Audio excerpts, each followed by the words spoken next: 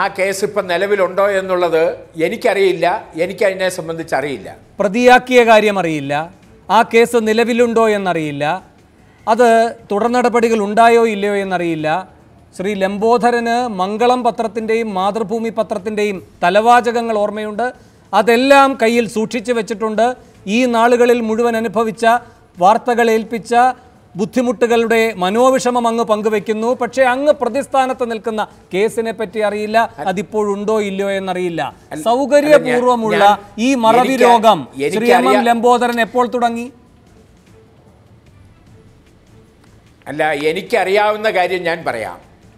3 acre 98 cent പട്ടയ വസ്തു, ആധാരം നടത്തി മേടിച്ച പട്ടയ വസ്തു, ആ 3 ഏക്കർ 98 സെൻറ്റ് പട്ടയ വസ്തുവിൻ്റെ അതിൻ്റെ സർവേ നമ്പരുമായി ബന്ധപ്പെട്ട് ആണ് അന്ന് തർക്കം വന്നത്.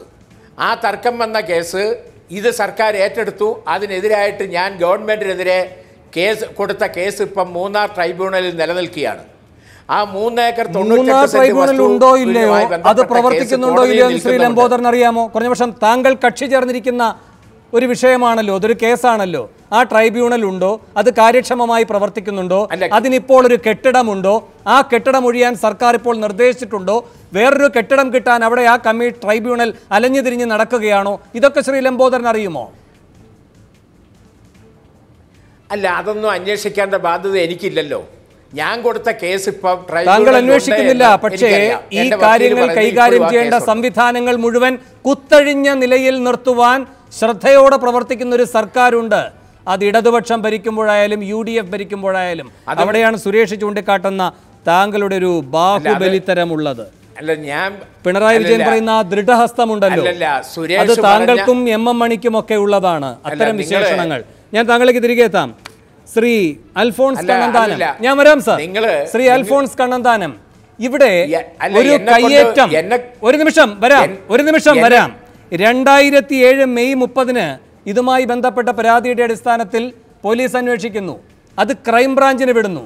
അതിനുശേഷം ഈ മൂന്നാർ ദൗത്യത്തിൻ്റെ ഒരു ഘട്ടത്തിൽ ഇതിൻ്റെ ക്രമക്കേടുകളുടെ വൈപുല്യം കണ്ടിട്ട് VS സർക്കാർ അത് വിജിലൻസ് അന്വേഷണത്തിന് വിടുന്നു. അതിൻ്റെ അടിസ്ഥാനത്തിലുള്ള പരിശോധനകൾ നടക്കുന്നു, ഫോറൻസിക് റിപ്പോർട്ട് അടക്കം. ഈ ചർച്ചയിൽ പങ്കെടുക്കുന്ന ശ്രീ MM ലംബോദരനും മറ്റുള്ളവരും ചേർന്ന് നടത്തിയ കൃത്രിമങ്ങളടക്കം തെളിയുന്നു. പക്ഷെ തുടർ നടപടികൾ ഒന്നും ഉണ്ടാകുന്നില്ല.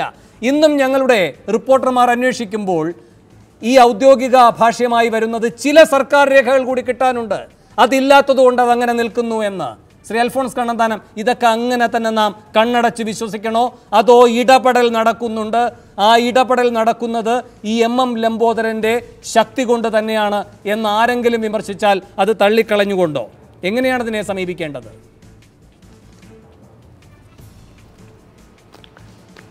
എനിക്ക് തോന്നുന്നത് ഇതൊക്കെ രണ്ട് കാര്യം കൊണ്ട്. ഒന്ന്, ഒരു രാഷ്ട്രീയ ഇച്ഛാശക്തി ഇല്ല ഭരിക്കുന്നവർക്ക്. രണ്ടാമത്, അവിടെ ഭരിക്കുന്ന ജില്ലാ കളക്ടർക്കും സബ് കളക്ടർക്കും ഇച്ഛാശക്തിയില്ല. അപ്പോൾ ഈ രണ്ട് കാര്യങ്ങൾ കൊണ്ടാണ് ഈ കാര്യങ്ങൾ നടക്കാത്തത്. ഒന്നാമത്, ഈ ഒന്നാമത്തെ മൂന്നാർ ദൗത്യം എന്ന് പറഞ്ഞാൽ, ഞാൻ അന്ന് MLA ആയിരിക്കുന്ന സമയമാണ്. അവിടെ എന്താ നടന്നത്? അവിടെ ഇവിടെ കുറച്ച് പോയി മാന്തി, കുറേ കെട്ടിടങ്ങളിൽ അവിടെ ഇവിടെ മാന്തി ഇട്ട് തിരിച്ചു പോരുകയല്ലായിരുന്നു ചെയ്തത്. ശരിക്കു പറഞ്ഞാൽ നിയമം നോക്കി, നിയമം നടപ്പാക്കിയാണോ ശരിക്കും പറഞ്ഞാൽ മൂന്നാറിൽ അവർ ചെയ്തത്? എനിക്ക് തോന്നുന്നില്ല. ആ ദൗത്യം ഏറ്റെടുത്ത്, എന്നാൽ ഇതാണ് നിയമം. ഇവിടെ സുരേഷ് പറഞ്ഞു, ആ ദൗത്യത്തിൻ്റെ ഇടയിൽ ഇതാ രാഷ്ട്രീയം വന്നു, ആ രാഷ്ട്രീയ ഇടപെടലുകൊണ്ട് കാര്യങ്ങൾ നടത്താൻ സാധിച്ചില്ല. ഇങ്ങനെയൊക്കെയാണോ ഭരണം നടത്തേണ്ടത്? ഒരു ക്യാബിനറ്റ് തീരുമാനം ഉണ്ടായിക്കഴിഞ്ഞാൽ പിന്നെ ആ തീരുമാനം അനുസരിച്ച് 3 സീനിയർ ഉദ്യോഗസ്ഥന്മാർ ഫീൽഡിലേക്ക് വരിക. അവിടെ ജില്ലാ കളക്ടറുണ്ട്, സബ് കളക്ടറുണ്ട്. ഇവരെല്ലാം കൂടെ ആ ക്യാബിനറ്റ് തീരുമാനം നടപ്പാക്കുകയല്ലേ വേണ്ടത്? അല്ലാതെ അവിടെ രാഷ്ട്രീയ ഭരണം, രാഷ്ട്രീയക്കാർ ഇടപെടുന്നതനുസരിച്ച് അതനുസരിച്ച് തുള്ളേണ്ട കാര്യമുണ്ടായിരുന്നോ? ഇല്ലല്ലോ. ഇതിനാണോ IASകാരെ നിയമിച്ചിരിക്കുന്നത്? ഇതിനാണോ IASകാരെ IPSകാരെ ഫീൽഡിലേക്ക് വിട്ടത്? അപ്പോൾ ഇതൊക്കെ കാണുമ്പോൾ എനിക്ക് മഹാ ദുഃഖമാണ്. ഈ IASകാരും IPSകാരും ഒക്കെ നട്ടലില്ലാത്ത കുറേ ആൾക്കാരാണോ സർവീസിൽ കയറിയിരിക്കുന്നതൊക്കെ എനിക്ക് വളരെ സംശയമാണ്. ഈ ലംബോദരനെ പോലെയുള്ള ആൾക്കാരും അതുപോലെയുള്ള ഈ ആൾക്കാരൊക്കെ ഒന്ന് തുമ്മിയാൽ അതനുസരിച്ച് റിയാക്ട് ചെയ്യാനും അതനുസരിച്ച് പ്രവർത്തിക്കാനും അതനുസരിച്ച് നമ്മുടെ ബുൾഡോസറുമായിട്ട് തിരിച്ചു പോകാനും നമ്മുടെ ദൗത്യം നിർത്തി, ഒരു ക്യാബിനറ്റ് തീരുമാനമെടുത്ത ദൗത്യം നിർത്തി നമ്മൾ പുറകോട്ട് പോകാനൊക്കെയാണോ നിൽക്കേണ്ട കാര്യം? ഒന്നാമത് ഒരു ക്യാബിനറ്റ് തീരുമാനത്തിൻ്റെ ആവശ്യം എന്താ? മൂന്നാറിലൊരു സബ് കളക്ടർ ഇല്ലേ? ഇടുക്കിയിലൊരു കളക്ടർ ഇല്ലേ? എന്തുകൊണ്ട് ഇവരുടെ അടിസ്ഥാന ജോലിയായിട്ട് ഇവരെടുക്കുന്നില്ല? ഞാൻ സബ് കളക്ടർ ആയിരിക്കുമ്പോൾ ഒരൊറ്റ ഇഞ്ച് ഭൂമി പോലും ആരും കയ്യേറിയിട്ടില്ലല്ലോ. ഞാൻ കളക്ടറായിരുന്ന ആളാണല്ലോ. ഞാൻ കോട്ടയത്ത് കളക്ടറായിരുന്നു, ഞാൻ മൂന്നാറിൽ ദേവികുളത്ത് സബ് കളക്ടറായിരുന്നു, ആരും കയ്യേറിയിട്ടില്ലല്ലോ. ഞാൻ ഡൽഹിയിൽ കമ്മീഷണറായിരുന്നു, 14,310 കൊട്ടാരങ്ങൾ ഇടിച്ചു പൊളിച്ചിട്ടുണ്ട്, ഒരൊറ്റ ഇഞ്ച് സ്ഥലം പോലും ആരും കയ്യേറില്ല. എന്തുകൊണ്ടാണ്? ഇത് നേരെ ക്യാബിനറ്റിൻ്റെ തീരുമാനത്തിൻ്റെ ആവശ്യമൊന്നുമില്ല. ഇതൊരു ഉദ്യോഗസ്ഥൻ്റെ കടമയാണ് എന്ന് കണ്ടിട്ട് നമ്മൾ നമ്മുടെ കടമ നിറവേറ്റുക, അല്ലാതെ ക്യാബിനറ്റിൻ്റെ തീരുമാനവും പ്രത്യേക ദൗത്യ സംഘത്തിൻ്റെ ഒന്നും ആവശ്യമില്ല. ഉദ്യോഗസ്ഥന്മാർ അവരുടെ ഉത്തരവാദിത്വം ചെയ്യാൻ തന്നിരിക്കുന്ന ഭരണഘടന പറഞ്ഞിരിക്കുന്ന ആ ദൗത്യം ഏറ്റെടുത്ത് ചെയ്യുകയാണെങ്കിൽ ഒരു ക്യാബിനറ്റിൻ്റെ പ്രത്യേക ദൗത്യം വേണ്ട, പ്രത്യേക തീരുമാനം വേണ്ട. ഇതൊക്കെ ഓരോ ദിവസവും നടപ്പാക്കേണ്ട കാര്യമാണ്. സാമൂഹ്യ വിരുദ്ധരെ അവരുടെ ഇരുത്തി ആ മര്യാദയ്ക്ക് നടത്തുക എന്നുള്ളതൊക്കെ ഉദ്യോഗസ്ഥന്മാരുടെ അടിസ്ഥാന ഉത്തരവാദിത്വമാണ്. ഇതൊക്കെ കേരളത്തിൽ നടക്കുന്നില്ല. വളരെ ദുഃഖമുണ്ട് ഇതൊക്കെ കാണുമ്പോൾ. ശരി, ബിജു പങ്കജ്, ലംബോദരൻ്റെ 2007 അദ്ദേഹം കയ്യേറ്റക്കാരനാണെന്ന് കണ്ടെത്തിയ FIR സഹിതമുള്ള വാർത്ത ഇന്ന് റിപ്പോർട്ട് ചെയ്ത മാതൃഭൂമിയുടെ പ്രതിനിധി ടെലിഫോൺ ലൈനിൽ. ബിജു, ലംബോദരൻ ചോദിക്കുകയാണ്, ഇങ്ങനൊരു കേസിനെ പറ്റി എനിക്കറിയില്ല, ഇനി അഥവാ ഉണ്ടെങ്കിൽ ആ കേസ് ഇപ്പോൾ നിലനിൽക്കുന്നുണ്ടോ എന്ന കാര്യം നിങ്ങൾ പരിശോധിക്കണമെന്ന്. ഇങ്ങനൊരു കേസില്ല എന്നത് അദ്ദേഹത്തിന് അറിഞ്ഞോ അറിയാതെയോ പോകട്ടെ, പക്ഷേ ഇതിൻ്റെ മേൽ തുടർ നടപടികൾ ഉണ്ടായിട്ടില്ലേ? ലംബോദരൻ അടക്കം പ്രതികളായിരിക്കുന്ന ഒരു കേസ് ലംബോദരൻ അറിയാതെ പോയിട്ടുണ്ടോ? ഈ കേസ് ഇപ്പോഴും നിലനിൽക്കുന്നുണ്ടോ ഇല്ലയോ? ഒന്ന്, ഈ 2007 മൂന്നാർ ദൗത്യ കാലയളവ് മുതൽ മൂന്നാർ സംഭവങ്ങളെ കുറിച്ച് റിപ്പോർട്ട് ചെയ്തൊരു മാധ്യമ പ്രവർത്തകനാണ് ഞാൻ. അപ്പൊ ഈ വസ്തുതാപരമായി പരിശോധിക്കുമ്പോൾ, അതായത് അന്വേഷണ റിപ്പോർട്ടുകളും തെളിവുകളും മാത്രം വിലയിരുത്തിക്കൊണ്ട് പരിശോധിച്ചാൽ ലംബോദരന്റെയും അദ്ദേഹത്തിന്റെ കുടുംബാംഗങ്ങളുടെയും കയ്യേറ്റ മാഫിയ, ആ പദം വേണമെങ്കിൽ ഉപയോഗിക്കാം. കാരണം ആ പദം ഉപയോഗിച്ചിരിക്കുന്നത് പല റിപ്പോർട്ടുകളിലുണ്ട്. ഏറ്റവും ഒടുവിൽ 2010 തോന്നുന്നു, അശോക് കുമാർ സിംഗ് കളക്ടറായിരുന്നപ്പോൾ ഹൈക്കോടതി മൂന്നാറിലെ കയ്യേറ്റ മാഫിയെ സംബന്ധിച്ചുള്ള റിപ്പോർട്ട് സമർപ്പിക്കാനായിട്ട് പറഞ്ഞു. അപ്പൊ ആ റിപ്പോർട്ടിലൊക്കെ പരാമർശിക്കുമ്പോൾ ലംബോദരന്റെയും അദ്ദേഹത്തിന്റെ മകൻ ലജീഷിന്റെയും പേര് ആ റിപ്പോർട്ടുകളിലൊക്കെ നമുക്ക് കാണാവുന്നതാണ്. ഇന്നിപ്പോ നമ്മൾ റിപ്പോർട്ട് ചെയ്തത് 2007 ഉടുമ്പൻചോല തഹസീൽദാറായിരുന്ന രാമദാസ് കൊടുത്ത പരാതിയിൽ ശാന്തമ്പാറ പോലീസിൽ ക്രൈം രജിസ്റ്റർ ചെയ്യുന്നു. ആ പരാതിയിലും അതിനുശേഷം ചിന്നക്കനാലിലെ ഏറ്റവും, അതായത് ഒരുപക്ഷെ കാലാവസ്ഥ കൊണ്ട് ഏറ്റവും അനുഗ്രഹീതമായി ഇപ്പോൾ മൂന്നാറിലുള്ള സ്ഥലത്തിന്റെ ഏറ്റവും പ്രധാനപ്പെട്ട സ്ഥലമാണ് ചിന്നക്കനാൽ. അവിടെ 105 ഹെക്ടർ സ്ഥലം ലംബോദരന്, അദ്ദേഹത്തിന്റെ അളിയൻ രാജേന്ദ്രൻ, അദ്ദേഹത്തിന്റെ മകൻ ലിജീഷ് എന്നിവര് വ്യാജ പട്ടയം ഉപയോഗിച്ച് 105 ഹെക്ടർ സ്ഥലം കയ്യേറി എന്നാണ് പ്രഥമ ഒരു റിപ്പോർട്ടിലുള്ളത്. അതിനുശേഷം ഈ രാമദാസ് എന്ന് പറഞ്ഞ ഉടുമ്പൻചോല തഹസീൽദാരുടെ ഒരു റിപ്പോർട്ടുണ്ട്. ഈ ഭൂമി സർക്കാർ ഏറ്റെടുത്തുണ്ട്. അതിലെല്ലാം ലംബോദരനും അദ്ദേഹത്തിന്റെ കുടുംബാംഗങ്ങളും ചേർന്ന് ഭൂമി എങ്ങനെ തട്ടിയെടുത്തു, വ്യാജപ്പട്ടം ഉപയോഗിച്ച് തട്ടിയെടുത്തു എന്ന് കൃത്യമായി പറയുന്നുണ്ട്. അതിനുശേഷം ഇതിൽ പ്രകാരം ക്രൈംബ്രാഞ്ചിന് മൂന്നാർ ദൗത്യ കാലയളവിന് ശേഷം ദൗത്യത്തിന്റെ ഭാഗമായി സർക്കാർ ഉദ്യോഗസ്ഥർ ഉൾപ്പെട്ട കേസ് വിജിലൻസിനും ബാക്കിയുള്ള വലിയ ക്രൈം വരുന്ന കേസൊക്കെ ക്രൈംബ്രാഞ്ചിനും വിടുകയായിരുന്നു. അതിന്റെ ഭാഗമായി ആദ്യം അന്വേഷിച്ചത്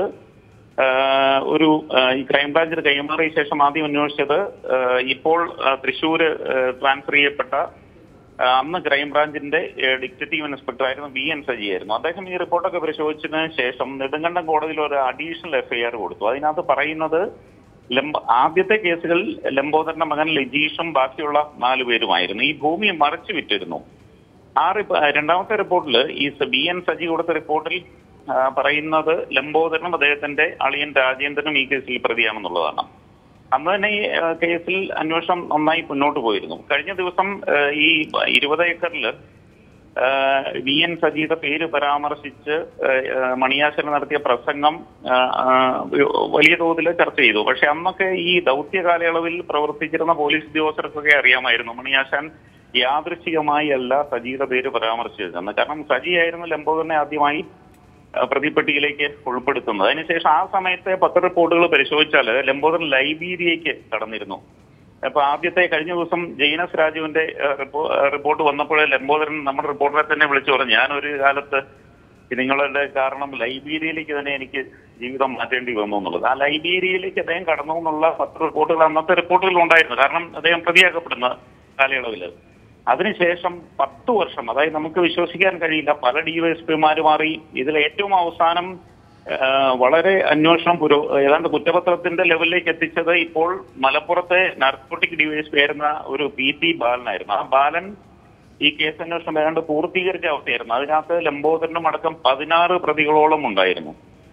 എന്നിട്ടും ഈ കുറ്റപത്രം നമുക്ക് പോലീസിനെ ക്രൈംബ്രാഞ്ചിനെ സമർപ്പിക്കാൻ കഴിഞ്ഞില്ല. കാരണം ഉന്നതമായ ഇടപെടലാണ്. കാരണം ഭയങ്കരമായ ക്രൈമാണ്. 300 ഏക്കർ കയ്യേറി എന്നുള്ള ഒരു കുറ്റം അതിനകത്ത് കണ്ടെത്തിയിരുന്നു. ഒരിക്കലും ആ അന്വേഷണത്തിലൊന്നും ഇനി ക്രൈംബ്രാഞ്ചിനൊന്നും ചെയ്യാൻ പറ്റില്ല. ആരെങ്കിലും കോടതിയിൽ പോയാൽ വലിയ കുറ്റമാണ് അതിനകത്ത് ചെയ്തിരിക്കുന്നത്. അതുകൊണ്ട് തന്നെ ഈ ലംബോദരനും അദ്ദേഹത്തിന്റെ കുടുംബാംഗങ്ങളുടെയും മൂന്നാർ കയ്യേറ്റവുമായുള്ള ബന്ധം പല അന്വേഷണ റിപ്പോർട്ടുകളും സുവ്യക്തമാണ്. കാരണം ഇവരൊക്കെ തമ്മിൽ ലംബോദരൻ, ആൽബിൻ, എസ് രാജേന്ദ്രൻ, സ്കറിയ ഫാമിലി, ഈ സ്കറിയ ഫാമിലിയെ കുറിച്ച് പോലും മറ്റേ മണിയാച്ചാൻ 20 ഏക്കറിൽ നടത്തിയ പ്രസംഗത്തിൽ കറിയാച്ചേട്ടൻ എന്നാണ് പദം പറയുന്നത്. കാരണം അശോക് കുമാർ സിംഗ് കളക്ടറായിരുന്നപ്പോൾ നൽകിയ റിപ്പോർട്ടിൽ ബിഗ് പ്ലെയേഴ്സ് ഇൻ മൂന്നാർ എന്ന് പറഞ്ഞിട്ട് പറയുന്നത് സ്കറിയ ഫാമിലിയുടെ വെള്ളുക്കുന്നൽ ഫാമിലിയെ കുറിച്ചാണ് പറയുന്നത്. അതുകൊണ്ട് തന്നെ ഇവരെല്ലാവരും തമ്മിലുള്ള ഈ ബന്ധം വളരെ സുവ്യക്തമാണ്. അതുകൊണ്ട് തന്നെ ശരി ബിജു, ഞാൻ തിരികെ എത്താം. ബിജുവിലേക്ക് ദയവേദി ടെലിഫോൺ ലൈൻ തുടരുക. ശ്രീ ലംബോദരൻ, ഞാൻ ഇടപെടുന്നില്ല, താങ്കൾക്ക്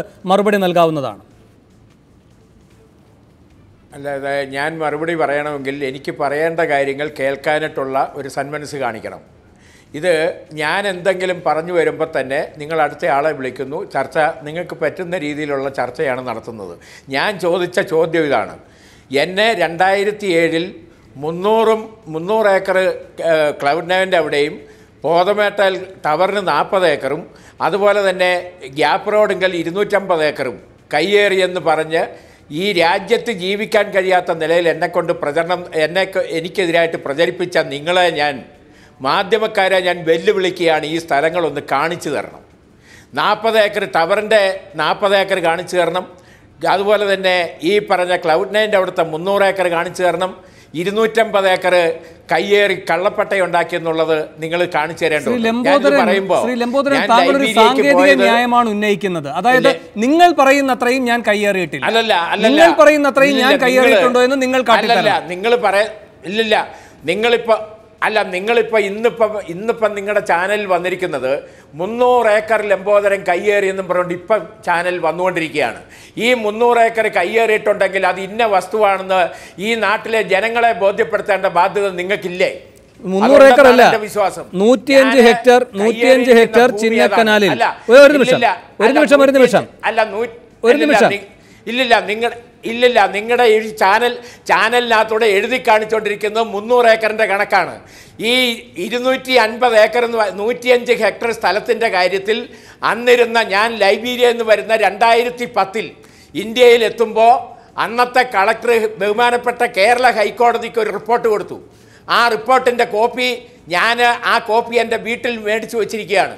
ആ റിപ്പോർട്ടിൽ പറഞ്ഞിരിക്കുന്നത് ഞാനവിടെ 105 ഹെക്ടർ സ്ഥലം കയ്യേറി കള്ളപ്പട്ടയുണ്ടാക്കിയെന്ന് ഹൈക്കോടതിക്ക് റിപ്പോർട്ട് കൊടുത്തത് അറിഞ്ഞുകൊണ്ട് ആ റിപ്പോർട്ടിനെ സംബന്ധിച്ച് ഞാൻ ഈ 105 ഹെക്ടർ വസ്തുവിൻ്റെ സർവേ സൂപ്രണ്ട് ഓഫീസിൽ വിവരാവകാശ നിയമം അനുസരിച്ച് അപേക്ഷ വയ്ക്കുകയും ആ അപേക്ഷയിൽ പ്രകാരം ഈ വസ്തു ആരുടെ കൈവശത്തിലാണെന്നും ഈ വസ്തുവുമായി ബന്ധപ്പെട്ട അതിൻ്റെ സർവേ സ്കെച്ച് അടക്കം വേണമെന്ന് ഞാൻ ആവശ്യപ്പെടുകയും അതനുസരിച്ച് എനിക്ക് കിട്ടിയ രേഖ ഈ വസ്തുവിൽ 102 ഹെക്ടർ സ്ഥലവും സർക്കാരിൻ്റെ കൈവശത്തിലാണ്, സർക്കാർ വക ഭൂമിയാണെന്നും ബാക്കിയുള്ള 3 ഏക്കർ 98 സെൻറ്റ് വസ്തു ലംബോദരൻ്റെ മകൻ ലജീഷിൻ്റെ പേരിലാണെന്നും പറഞ്ഞുകൊണ്ടുള്ള ആ റെക്കോർഡ് ഞാൻ എറണാകുളത്ത് പത്രസമ്മേളനം നടത്തി പത്രക്കാർക്ക് ഞാൻ ഇതിൻ്റെ കോപ്പി വിതരണം നടത്തുകയും ചെയ്തു. എന്നിട്ട് ഞാൻ പറഞ്ഞു, കളക്ടർ ബഹുമാനപ്പെട്ട ഹൈക്കോടതിയെ തെറ്റിദ്ധരിപ്പിക്കാൻ വേണ്ടി നടത്തിയിരിക്കുന്ന റിപ്പോർട്ട് പിൻവലിച്ചില്ലെങ്കിൽ നിയമത്തിൻ്റെ മുമ്പിൽ ഞാൻ കളക്ടറെ എത്തിക്കുമെന്ന് പറഞ്ഞു.